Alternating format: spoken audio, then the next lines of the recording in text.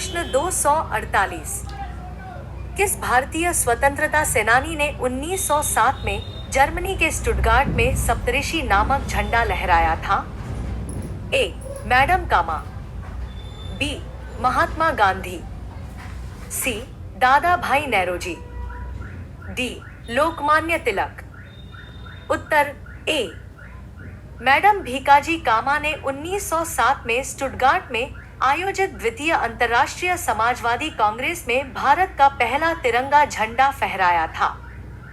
प्रश्न 249। अभिनव भारत समाज की स्थापना किसके द्वारा की गई थी? ए. जवाहरलाल नेहरू, बी. विनायक सावरकर, सी. महात्मा गांधी, डी. भगत सिंह। उत्तर बी. विनायक सावरकर। विनायक सावरकर ने 1904 में अभिनव भारत समाज की स्थापना की थी, जिसका उद्देश्य ब्रिटिश सरकार के खिलाफ सशस्त्र विद्रोह करना था। प्रश्न 250। निम्नलिखित में से किसे भारत के स्वतंत्रता आंदोलन के दौरान चरमपंथी नेता के रूप में जाना जाता था? ए. सुरेंद्र नाथ बनर्जी, बी. गोपाल कृष्ण गोखले, सी. W.C. बनर्जी, डी. बाल गंगाधर तिलक। उत्तर डी. बाल गंगाधर तिलक को उनके उग्र और चरमपंथी विचारों के कारण भारतीय स्वतंत्रता संग्राम में चरमपंथी नेता के रूप में जाना जाता था। प्रश्न 251। कोमागाटा मारू घटना किससे संबंधित थी? ए. भारतीय स्वतंत्रता संग्राम, बी. फिलिस्तीन पर इजरायली हमले, सी. माली में हुए आतंकवादी हमले, डी. अरब क्रांति। उत्तर ए. 1914 में कोमागाटा मारू जहाज कनाडा के तट पर 376 भारतीयों के साथ पहुंचा, जिन्हें प्रवेश की अनुमति नहीं दी गई, और यह घटना भारतीय स्वतंत्रता संग्राम से संबंधित थी। प्रश्न 252। जो तिरंगा झंडा स्टुटगार्ट में मैडम कामा ने फहराया था, उसे चोरी छिपे ब्रिटिश भारत में कौन लाया था? ए. इंदुलाल याग्निक, बी. भीकाजी कामा, सी.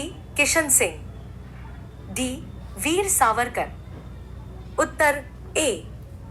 इंदुलाल याग्निक ने स्टुटगार्ट में मैडम भीकाजी कामा द्वारा फहराए गए तिरंगे झंडे को चोरी छिपे ब्रिटिश भारत में लाया था। प्रश्न 253। रॉलेट एक्ट 1919 में क्या शामिल किया गया था? ए. भारतीय वस्तुओं पर प्रतिबंध, बी. सुनवाई के बिना अनिश्चितकालीन हिरासत एवं प्रेस की सेंसरशिप, सी. भारतीयों पर खुली गोलीबारी और लाठीचार्ज, डी. भारी कर अधिरोपित करना। उत्तर बी. रॉलेट एक्ट 1919 ने ब्रिटिश सरकार को राजनीतिक गतिविधियों को दबाने और बिना सुनवाई के किसी को भी हिरासत में रखने की अनुमति दी। प्रश्न 254। न दलील, न वकील, न अपील टिप्पणी किस अधिनियम से संबंधित है? ए. चार्टर अधिनियम, बी. Rowlatt Act, C. विनियमन अधिनियम, डी.